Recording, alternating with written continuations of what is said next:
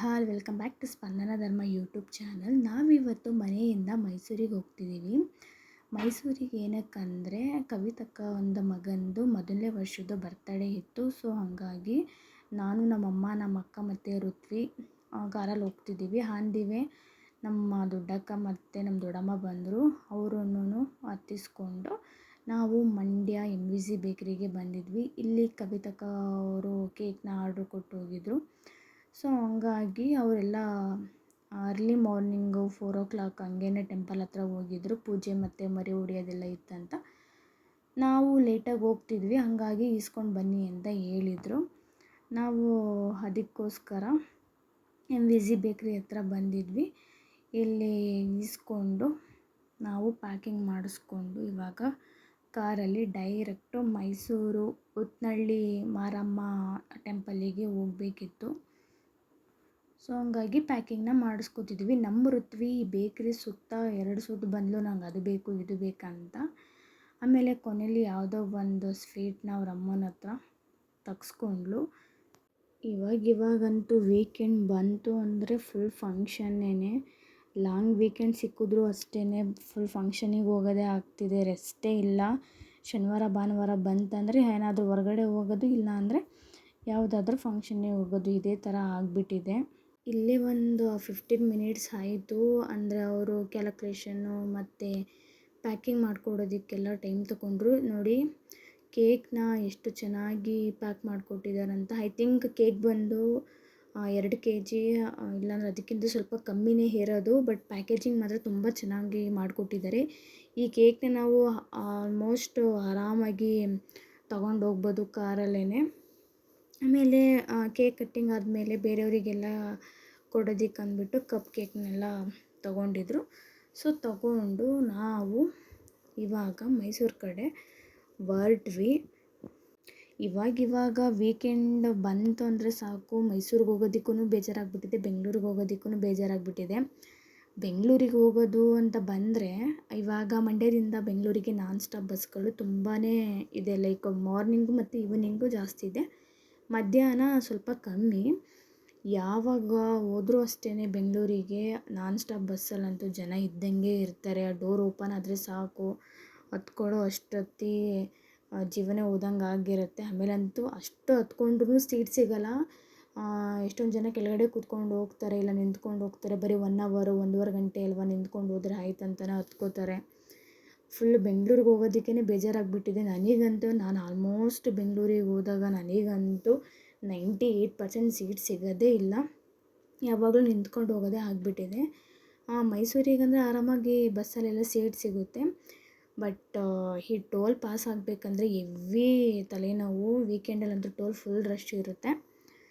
ಹಾಗಾಗಿ ವೀಕೆಂಡ್ಸ್ ಬಂತು ಅಂದರೆ ಸಾಕು, ಆರಾಮಾಗಿ ಊಟ ಮಾಡಿಬಿಟ್ಟು ಮನೆಯಲ್ಲೇ ರೆಸ್ಟ್ ಮಾಡೋಣ ಅಂತಲೇ ಅನಿಸ್ಬಿಟ್ಟಿದೆ ಇವಾಗ.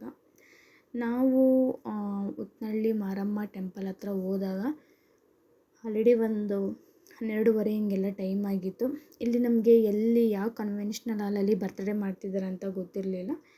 ಆಮೇಲೆ ಫೋನ್ ಮಾಡಿಕೊಂಡು ಕೇಳ್ಕೊಂಡ್ವಿ. ಇಲ್ಲೇ ಫಸ್ಟ್ ಕನ್ವೆನ್ಷನಲ್ ಹಾಲಲ್ಲೇ ಬರ್ತಡೇ ಫಂಕ್ಷನ್ನ ಮಾಡ್ತಿದ್ರು. ಸೊ ನಾವು ಅಲ್ಲಿ ಹೋಗ್ಬಿಟ್ಟು ಕೇಕ್ ಕೊಟ್ಬಿಟ್ಟು ನಾವು ಟೆಂಪಲ್ಗೆ ಹೋಗಿದ್ದು ಬರ್ತೀವಿ ಅಂದ್ಬಿಟ್ಟು ನಾನು ನಮ್ಮಮ್ಮ ನಮ್ಮ ಅಕ್ಕ ಮತ್ತು ನಮ್ಮ ದೊಡ್ಡಮ್ಮ ಎಲ್ಲ ಟೆಂಪಲ್ ಹತ್ರ ಬಂದ್ವಿ. ನಾನು ಮೈಸೂರು ಚಾಮುಂಡಿ ಬೆಟ್ಟ ನೋಡಿದ್ದೀನಿ ಅಷ್ಟೇ. ಉತ್ತನಳ್ಳಿ ಮಾರಮ್ಮನ ಬಗ್ಗೆ ನಾವು ಚಾಮುಂಡೇಶ್ವರಿ ಮತ್ತು ನಂಜುಂಡೇಶ್ವರ ಸ್ವಾಮಿದು ಸ್ಟೋರಿ ಬರುತ್ತಲ್ಲ, ಆವಾಗ ನಾನು ಉತ್ತನಳ್ಳಿ ಮಾರಮ್ಮನ ಬಗ್ಗೆ ಕೇಳಿದ್ದೀನಿ. ಬಟ್ ಟೆಂಪಲ್ನ ನಾನು ಯಾವತ್ತೂ ನೋಡಿರಲಿಲ್ಲ. ಇದೇ ಮೊದಲನೇ ಸಲ ನಾನು ಈ ಟೆಂಪಲ್ಗೆ ಬರ್ತಿರೋದು. ರಶ್ ಎಲ್ಲ ಏನು ಇರಲಿಲ್ಲ, ಭಾನುವಾರ ಆಗಿದ್ರೂ ಅಷ್ಟೇ ಏನು ರಶ್ ಎಲ್ಲ ಇರಲಿಲ್ಲ. ಆರಾಮಾಗಿ ಚೆನ್ನಾಗಿ ದರ್ಶನ ಆಯಿತು. ಟೆಂಪಲ್ ಕೂಡ ತುಂಬ ಅಗಲವಾಗಿ ವಿಶಾಲವಾಗಿ ಇದೆ. ಜನ ಏನು ಜಾಸ್ತಿ ಇರಲಿಲ್ಲ, ಹಂಗಾಗಿ ದರ್ಶನ ಕೂಡ ಆರಾಮಾಗಿ ಚೆನ್ನಾಗಾಯಿತು. ನಾವು ದೇವಸ್ಥಾನ ಸುತ್ತ ಪ್ರದಕ್ಷಿಣೆ ಬಂದು ಅಲ್ಲೇ ಸ್ವಲ್ಪ ಹೊತ್ತು ಕೂತಿದ್ವಿ. ನಾವು ಕೂತ್ಕೊಂಡಿದ್ವಿ ಸ್ವಲ್ಪ ಹೊತ್ತು. ಅದೇ ಟೈಮಲ್ಲಿ ನಮ್ಮ ಸುಮತಿ ಅಕ್ಕ, ಕುಸುಮ ಅವರೆಲ್ಲ ಇನ್ನೊಂದು ಕಾರಲ್ಲಿ ಬಂದಿದ್ದರು. ಅವರು ಕೂಡ ದೇವಸ್ಥಾನಕ್ಕಂತ ಬಂದಿದ್ದರು. ಸೊ ಹಂಗಾಗಿ ಎಲ್ಲರೂ ಬಂದಿದ್ದೀವಲ್ಲ, ಒಂದು ಗ್ರೂಪ್ ಫೋಟೋ ತೊಗೊಳ್ಳೋಣ ಅಂದ್ಬಿಟ್ಟು ನಿಂತ್ಕೊಂಡ್ವಿ. ಮೊದಲು ನಾವೆಲ್ಲ ತೊಗೋತಿದ್ವಿ, ಆಮೇಲೆ ಸುಮತಿ ಅಕ್ಕ, ಕುಸುಮ ಅವರೆಲ್ಲ ದರ್ಶನಕ್ಕೆ ಹೋಗಿದ್ರಲ್ಲ, ಅವ್ರದ್ದು ಮುಗೀತು, ಅವರು ಬಂದರು. ಮತ್ತು ಅವ್ರ ಜೊತೆ ಫೋಟೋ ತೊಗೊಂಡ್ವಿ. ಮತ್ತು ಸ್ವಲ್ಪ ಹೊತ್ತಾದಮೇಲೆ ಈ ಕುಸುಮ ಮತ್ತು ಜಯಶೀಲ ಅವರೆಲ್ಲ ಬಂದರು. ಆ್ಯಕ್ಚುಲಿ ನಮ್ಮ ಅಜ್ಜಿ ಊರಿಂದ ಮತ್ತು ಹಾಡ್ಯದಿಂದ 2 ಟಿ ಟಿ ಗಾಡಿ ಮಾಡಿದರು. ಆ ಊರಿಗೊಂದು ಮತ್ತು ನಮ್ಮ ಅಜ್ಜಿ ಊರಿಗೊಂದು ಅಂತ. ಅವರೆಲ್ಲ ಬಂದು ಅಲ್ಲೇ ಕನ್ವೆನ್ಷನಲ್ ಹಾಲ್ ಹತ್ರನೇ ಇದ್ದುಬಿಟ್ಟಿದ್ರು, ದೇವಸ್ಥಾನಕ್ಕೆ ಬಂದಿರಲಿಲ್ಲ. ಆಮೇಲೆ ದೇವಸ್ಥಾನದ ಹತ್ರ ಬಂದರು. ಸೊ ಅವ್ರ ಜೊತೆನೂ ಫೋಟೋ ತಕ್ಕೊಂಡು ಇಲ್ಲಿಂದ ಇಲ್ಲಿಗೇನೆ ಅಲ್ವಾ ಹತ್ತಿರ ಅಂದ್ಬಿಟ್ಟು ನಾವು ಕಾರೇನು ಹತ್ತಕ್ಕೆ ಹೋಗಲಿಲ್ಲ, ನಡ್ಕೊಂಡು ಎಲ್ಲರೂ ಮಾತಾಡಿಕೊಂಡು ಬಂದ್ವಿ. ಇನ್ನೇನೋ ಬರ್ತಡೇ ಸ್ಟಾರ್ಟ್ ಆಗುತ್ತೆ. ಇವನೇ ನೋಡಿ ಬರ್ತಡೇ ಬಾಯ್ ಗುಂಡ. ಕವಿತಕ್ಕ ಕೂಡ ತುಂಬ ಚೆನ್ನಾಗಿ ರೆಡಿಯಾಗಿತ್ತು. ತುಂಬ ಚೆನ್ನಾಗಿ ಮಗ ಮತ್ತು ಅಮ್ಮ ಇಬ್ಬರು ಕೂಡ ತುಂಬ ಚೆನ್ನಾಗಿ ಕಾಣಿಸ್ತಿದ್ರು. ಮಾತಾಡಿಸ್ಕೊಂಡು ಮತ್ತೆ ಒಂದು ಸುತ್ತು ಎಲ್ಲ ವೀಡಿಯೋ ಮಾಡಿಕೊಂಡು ನಾನು ಮುಂದೆನೇ ಚೇರ್ ಹಾಕ್ಕೊಂಡು ಕೂತ್ಕೊಬಿಟ್ಟಿದ್ದೆ ವೀಡಿಯೋ ಮಾಡೋಣ ಅಂತ. ನಾವು ಇಲ್ಲಿ ಹೋದಾಗ ಅವಾಗ ತಾನೇ ಮುದ್ದೆ ಎಲ್ಲ ಕಟ್ಟುತ್ತಿದ್ದರು ಮತ್ತು ಇನ್ನೂ ಸ್ವಲ್ಪ ರಿಲೇಟಿವ್ಸ್ ಎಲ್ಲ ಬರೋದು ಬಾಕಿ ಇತ್ತು. ನಾನು ಸ್ವಲ್ಪ ಹೊತ್ತು ಹೊರಗಡೆ ಹೋಗಿ ನಿಂತಿದ್ದು ಬರೋಣ ಅಂದ್ಬಿಟ್ಟು ನಾನು ಕುಸುಮ ಅನಿಸು ಎಲ್ಲ ಹೊರಗಡೆ ಹೋದ್ವಿ. ಆವಾಗ ಪ್ರೇಮ್ ಆಂಟಿ ಮತ್ತು ಚೆರಿ ಬಂದರು. ಚೆರಿನ ಆಟ ಆಡಿಸ್ಕೊಂಡು ಅಲ್ಲೇ ಸ್ವಲ್ಪ ಹೊತ್ತು ಇದ್ವಿ. ಆಮೇಲೆ ನಮ್ಮ ಪ್ರೇಮ್ ಆಂಟಿನ ಕೇಳಿದೆ, ಆಂಟಿ ಇವಾಗ ಬಂದಾ ಅಂತ. ನಮ್ಮ ಆಂಟಿ ಇವಾಗ ಬಂದೆ ಅಂತ ಹೇಳಿದ್ರು. ಬಟ್ ಅವ್ರು ಆ್ಯಕ್ಚುಲಿ ಸಂಜೆನೇ ಬಂದು ನಿನ್ನೆ ಸಂಜೆನೇ ಬಂದು ಇಲ್ಲೇ ರೂಮ್ಸ್ ಮಾಡಿಕೊಂಡು ಇಲ್ಲೇ ಇದ್ದರು. ಕವಿತಕ್ಕ, ಸ್ಫೂರ್ತಿ, ಪ್ರೇಮ್ ಆಂಟಿ ಎಲ್ಲ. ಏನಕ್ಕಂದರೆ ಇದು ಉತ್ತನಹಳ್ಳಿ ಮಾರಮ್ಮ ಮತ್ತು ತ್ರಿಪುರ ಸುಂದರಿ ಅಮ್ಮವರು ಅಂತಲೂ ಕರೀತಾರೆ ಈ ದೇವರಿಗೆ. ಈ ದೇವರು ಕವಿತಕ್ಕ ಅವರ ಮನೆ ದೇವರು. ಸೊ ಹಂಗಾಗಿ ಅವ್ರು ಇಲ್ಲೇ ಬರ್ತಡೇ ಮಾಡಬೇಕಂತ ಅಂದ್ಕೊಂಡಿದ್ರಂತೆ. ಹಾಗಾಗಿ ಮೊದಲನೇ ವರ್ಷದ ಬರ್ತಡೇನ ಇಲ್ಲೇ ಮಾಡಿದ್ರು. ಬರ್ತಡೇ ಮಾಡುವಾಗ ಮರಿ ಹೊಡಿತಾರಲ್ವ, ಮರಿ ಹೊಡಿವಾಗ ಅದಕ್ಕೆ ತಂಬಿಟ್ಟು ಆರತಿ ಎಲ್ಲ ಮಾಡಬೇಕಂದ್ಬಿಟ್ಟು ಕವಿತಕ್ಕ ಅವರು ನೈಟನ್ನೇ ಬಂದ್ಬಿಟ್ಟಿದ್ರು. ಸೊ ಹಂಗಾಗಿ ರೂಮ್ಸ್ ಮಾಡಿಕೊಂಡು ಇಲ್ಲೇ ಇದ್ದರು. 1 ಗಂಟೆಗೆಲ್ಲ ಆಲ್ಮೋಸ್ಟ್ ಎಲ್ಲ ರಿಲೇಟಿವ್ಸು ಬಂದಿದ್ದರು. ತುಂಬ ದೂರ ಆದ್ರೂ ಆಲ್ಮೋಸ್ಟ್ ಜನ ಸ್ವಲ್ಪ ಜಾಸ್ತಿನೇ ಬಂದಿದ್ದರು. ಇವಾಗ ಕೇಕ್ ಕಟ್ಟಿಂಗ್ ನಡೀತಿದೆ.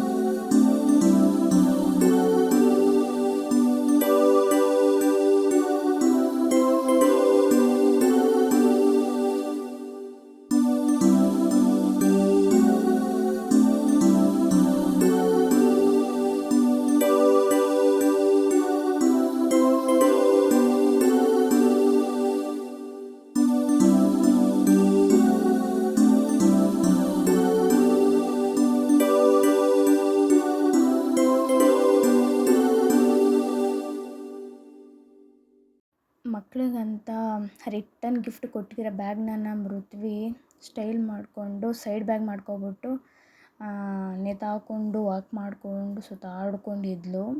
ನಮ್ಮ ಋತ್ವಿನ ಎಲ್ಲಾದರೂ ಮನೆಯಿಂದ ಔಟ್ಸೈಡ್ ಕರ್ಕೊಬಂದುಬಿಟ್ರೆ ಅವಳು ಹಿಡಿಯೋಕ್ಕೆ ಒಂದು 3 ಜನ ಬೇಕು. ಅವಳು ಇವಾಗ ಹೆಂಗಾಗ್ಬಿಟ್ಟಿದ್ದಾಳೆ ಅಂದರೆ ಏನು ನೋಡ್ತಾಳೆ ಅದೇ ಬೇಕು, ಆ ಥರ ಆಗ್ಬಿಟ್ಟೈತೆ. ಆಮೇಲೆ ರೋಡಿಗೆ ಹೋಗ್ಬಿಡೋದು, ಆ ಥರ ಮಾಡ್ತಿರ್ತಾಳೆ. ಸೊ ಹಂಗಾಗಿ ಅವಳು ನೋಡ್ಕೊಳ್ಳೋದೇ ಸ್ವಲ್ಪ ದೊಡ್ಡ ರಿಸ್ಕ್ ಆಗಿಬಿಟ್ಟಿದೆ. ಎಲ್ಲಿಗಾದರೂ ಕರ್ಕೊಬಂದ್ರಂತೂ ಇನ್ನೂ ದೊಡ್ಡ ತಲೆನೋವೇನೆ ಅವಳು ಕರ್ಕೊಬರೋದು. ಹಂಗನ್ಬಿಟ್ಟು ಮನೆಯಲ್ಲೂ ಬಿಟ್ಬಿಟ್ಟು ಬರೋಕ್ಕಾಗಲ್ಲ. ಕರ್ಕೊಬಂದಾಗೆಲ್ಲ ನಮಗೂ ಕರ್ಕೊಂಡು ಎತ್ಕೊಂಡು ಸಾಕಾಗೋಗುತ್ತೆ. ಅದರಲ್ಲೂ ಅವರಮ್ಮ, ನಾವೇನು ಅಷ್ಟಾಗಿ ನಾನು ಇದು ಮಾಡಲ್ಲ, ಅವರಮ್ಮ ಎತ್ಕೊಂಡೇ ಸಾಕಾಗ್ಬಿಟ್ಟಿದೆ ಅವಳಿಗೆ. ಆಮೇಲೆ ಎಲ್ಲರದು ಊಟ ಆದಮೇಲೆ ಎಲ್ಲರೂ ಫ್ಯಾಮಿಲಿ ಬಂದು ಗ್ರೂಪ್ ಫೋಟೋನ ತೆಗೆಸ್ಕೊತಿದ್ರು. ನಾನು ಮತ್ತು ನಮ್ಮ ಫ್ಯಾಮಿಲಿ ಎಲ್ಲ ಒಂದು ಫೋಟೋ ತೆಗ್ಸ್ಕೊಂಡ್ವಿ. ಆಮೇಲೆ ಇಲ್ಲಿ ನಮ್ಮಮ್ಮ ಮತ್ತು ನಮ್ಮ ಚಿಕ್ಕಮ್ಮ ಅವರೆಲ್ಲ ಫೋಟೋನ ತೆಗ್ಸ್ಕೋತಿದ್ರು.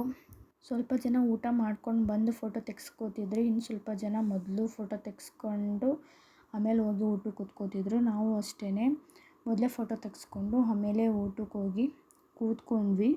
ಸ್ಟಾರ್ಟಿಂಗು ಕೇಕ್ ಕಟ್ಟಿಂಗ್ ಮಾಡುವಾಗ ಅಷ್ಟೆಲ್ಲ ಜನ ಇರಲಿಲ್ಲ. ಆಮೇಲೆ ತುಂಬ ಜನ ಬಂದಿದ್ದರು ಬರ್ತ್ಡೇ ಫಂಕ್ಷನಿಗೆ. ನಾವು ಸ್ವಲ್ಪ ಹೊತ್ತು ಕಾದ್ವಿ. ಆಮೇಲೆಲ್ಲ ಫುಲ್ಲು ಸ್ವಲ್ಪ ಫ್ರೀ ಆಯಿತು. ಆಮೇಲೆ ಎಲ್ಲ ಕೂತ್ಕೊಂಡು ಊಟ ಮಾಡಿದ್ವಿ. ಊಟ ಅಂತೂ ತುಂಬ ಚೆನ್ನಾಗಿತ್ತು. ನಾನ್ ವೆಜ್ ಊಟ ತಿಂದ್ಕೊಂಡು ನಾವು ಮನೆ ಕಡೆ ಬಂದ್ವಿ. ಇಲ್ಲಿಗೆ ಈ ವ್ಲಾಗ್ ಕಂಪ್ಲೀಟ್ ಆಯಿತು. Thank you for watching. Keep watching. Bye bye.